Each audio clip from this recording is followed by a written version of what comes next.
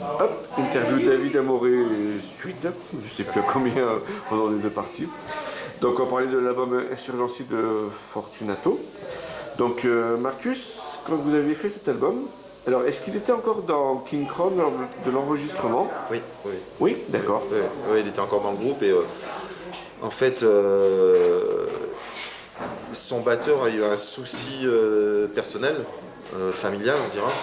Et du coup, Marc, il avait, enfin, il lui fallait quelqu'un pendant une courte période pour assurer les batteries, quoi. D'accord. Donc j'ai fait, je joue sur cet album et j'ai fait une ou deux dates avec Fortunato. D'accord. Du coup, tu as eu combien de temps pour le préparer On a eu du temps, on a pris un peu de temps. Ouais, d'accord. Ça a dû. Bon, là, il faut savoir que du coup, j'ai pas travaillé sur les compos. Les compos, c'est Fortunato, donc c'est lui qui compose et tout. Donc il m'a filé les morceaux et puis il m'a dit fais ce que tu as envie dessus, quoi. Donc moi, j'ai fait mes batteries et puis voilà. Donc, ça a été. Toutes les compos viennent de Marcus, quoi. Enfin, D'accord. viennent du groupe en tout cas. Il y a quelques morceaux qui sont. Ça, c'était un trio le groupe. C'était lui Ouais. à la chant et à la basse. Il y avait un guitariste dont le nom m'échappe. Je me rappelle plus. D'accord, et du coup, toi, à ce moment-là. Ok. Donc, j'ai écouté que la version sur YouTube. Qui se charge des claviers sur cet album? Deux. De Fortunato. Tu te rappelles ou pas? Il y a des claviers, je sais, sur l'album.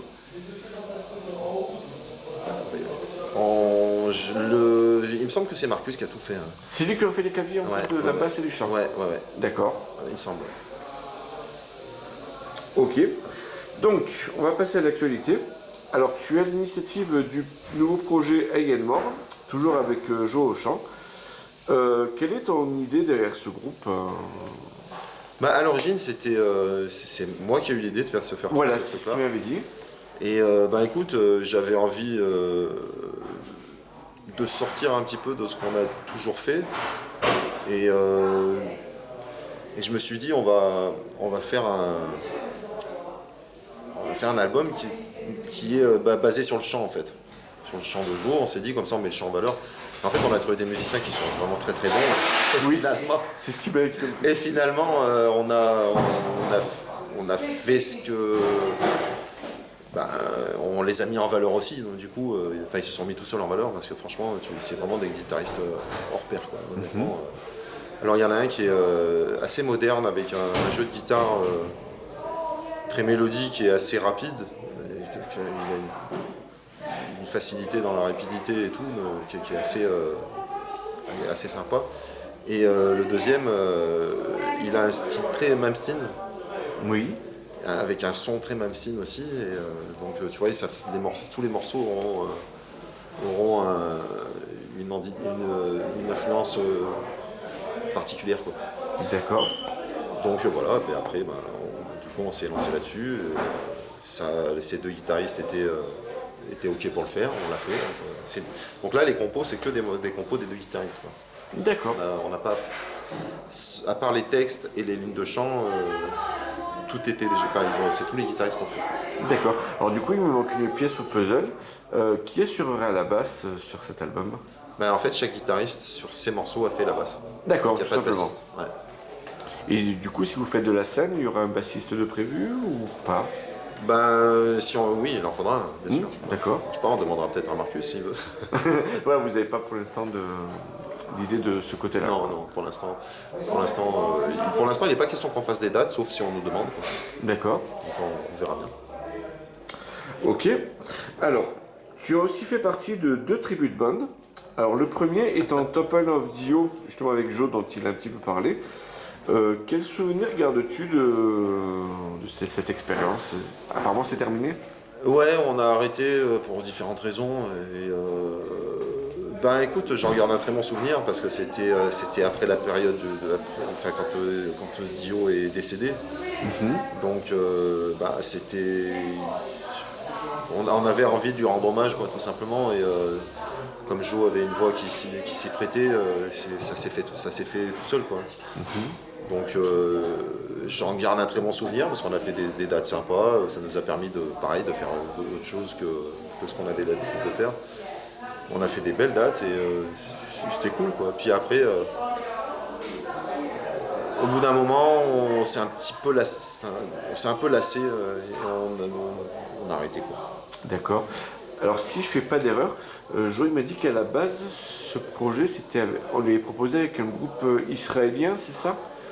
Oui, en fait, c'est parti de là, effectivement, c'est que en fait, il y avait un groupe israélien, Donc c'était sans toi. sans moi, ouais. D'accord, ok. Ouais, c'était sans moi qui ils ont proposé. En fait, c'est un groupe qui faisait, ça s'appelait Holy Diver, il me semble, le nom du groupe.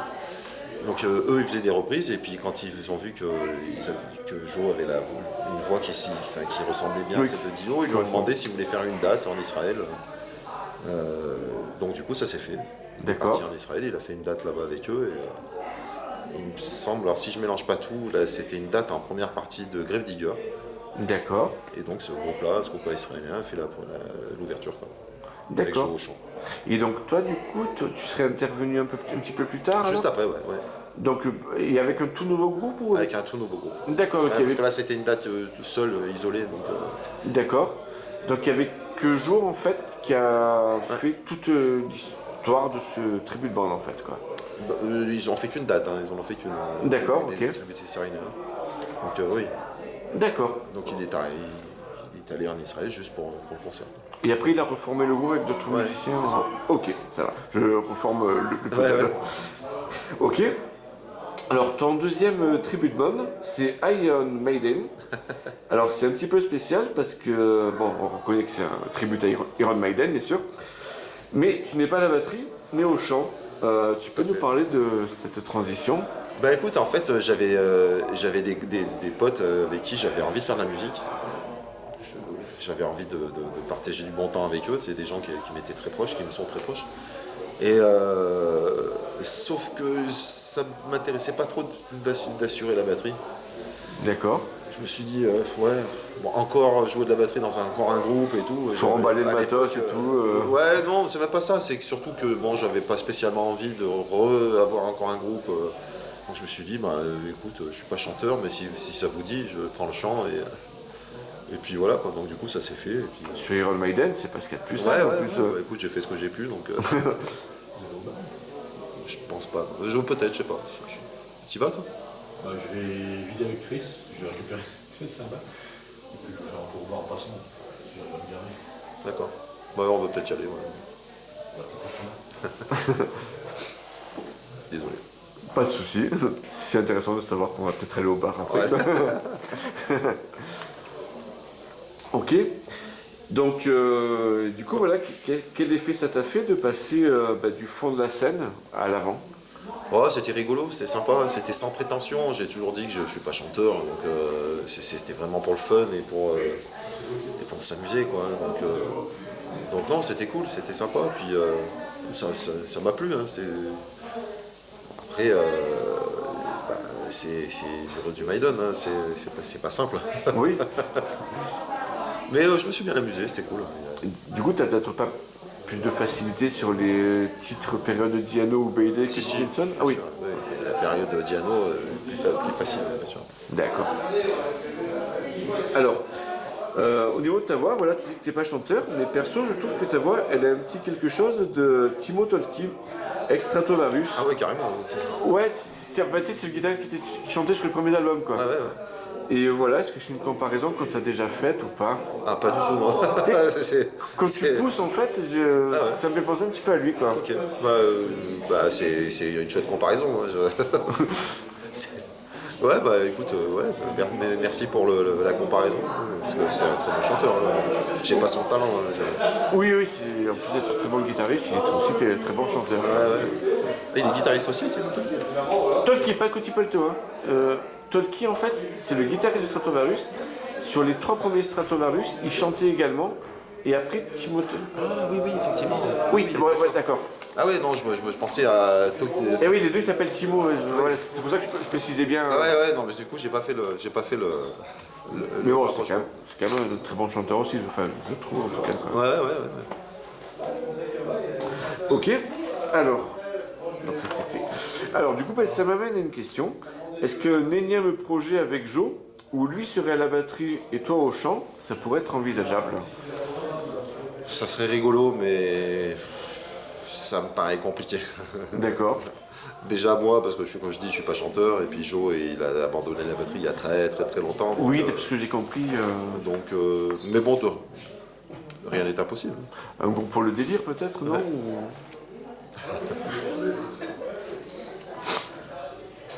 Ok. Alors voilà, du coup, lorsqu'on récapitule, au fur et à mesure des années, donc Joe et toi, vous avez usé de nombreux guitaristes et bassistes dans vos différents groupes.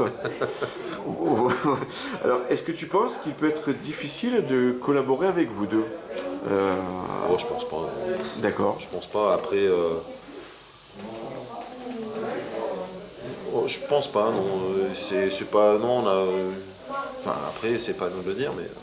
Oui, c'est une question un peu piège. Hein, c'est vrai Mais que- non, je pense pas je pense pas qu'on soit ni autoritaire, ni exigeant, Après, je dirais moi j'ai tendance à dire quand quelque chose me plaît pas, j'ai tendance à le dire quoi. Donc c'est la seule chose, mais non, je pense pas que si on a eu beaucoup de musiciens, c'est la force des choses. Hein. Tu sais, c'est pas simple. Principalement, ce qui a fait que certains musiciens sont partis, c'est financièrement. Parce D'accord. que ça coûte de l'argent, les déplacements, acheter des t-shirts, ça coûte de l'argent. Bien souvent, c'est pas facile de trouver des musiciens autour de chez toi, donc du coup ils sont loin, donc pour les répètes, il y a de la route, tu vois, c'est contraignant. Et puis il y a eu une période très très creuse ces derniers temps.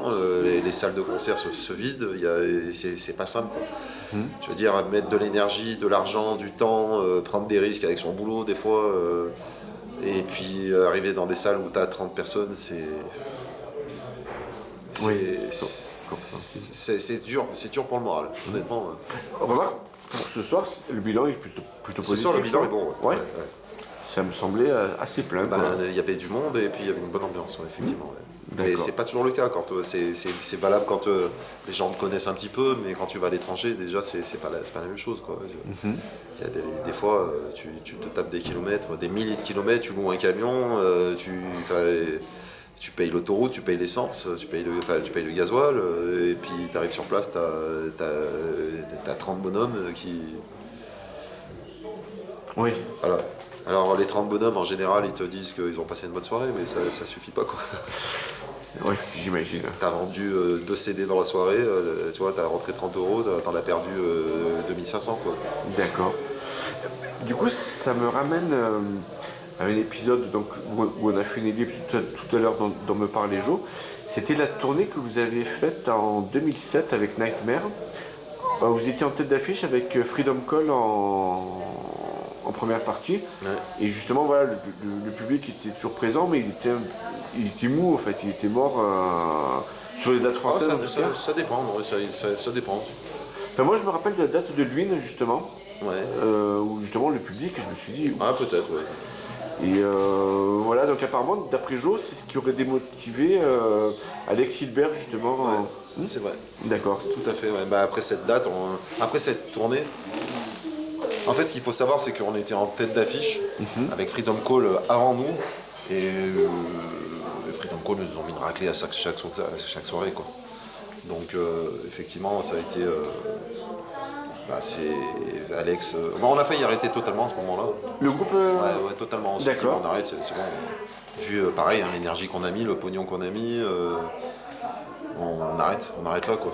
Et puis bon, on a quand même continué, mais Alex a pas. D'accord.